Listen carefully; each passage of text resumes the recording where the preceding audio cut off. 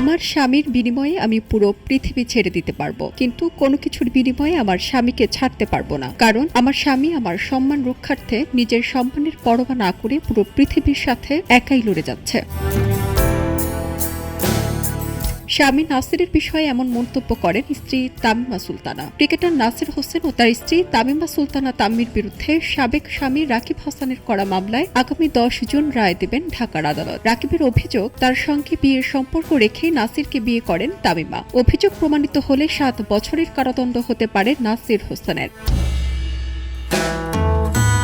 এদিকে তামিমা তার প্রাক্তন স্বামী রাকিবের অভিযোগ অস্বীকার করে বলছেন তিনি রাকিবকে তালাক দিয়েই নাসিরকে বিয়ে করেছেন, তিনি নির্দোষ। সোশ্যাল মিডিয়ায় তামিমা তার প্রাক্তন স্বামী রাকিবকে ইঙ্গিত করে বেশ কয়েকটি স্ট্যাটাসও দিয়েছেন। লিখেছেন, কিছু মানুষ কাজ ভেবে হীরা হারায়, এরপর নিজের ভুল ঢাকতে মিথ্যার আশ্রয় নেয়, বলে বেড়ায় আমার হীরা চুরি হয়েছে। অথচ সত্যটা হলো সে নিজ হাতেই অমূল্য রত্ন ছুঁড়ে ফেলেছিল। আজ সেই হীরাই অন্য কারো সম্মান, গর্ব।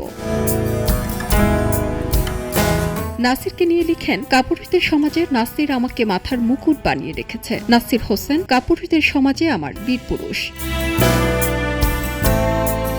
প্রথম যেদিন নাসিরের সঙ্গে তামিমার দেখা হয় সেদিন নাসির তামিমাকে একটি গোলাপ দিয়েছিল। তামিমা বেশ অবাক হয়ে বাসায় ফিরে নাসিরকে ফোন করেছিলেন, প্রশ্ন করেছিলেন বন্ধুত্বে গোলাপ কেন। উত্তরে নাসির বলেছিল সে গোলাপ ভালোবেসে দিয়েছে, সে তামিমার হতে চায়। তামিমা তখন বলেছিলেন, আমি অবাক হয়ে গেলাম তখন, যে ছেলের 30-32 গার্লফ্রেন্ড থাকার পরেও আমাকে ভালোবেসে আমার হতে চায়, 30-32টা মেয়েকে ছেড়ে আমাকে আপন করতে চায়, সেই আমি একটা স্বামীকে ছাড়তে পারবো না তার জন্যে। আমি তাকে খালি হাতে ফিরিয়ে দিতে পারি।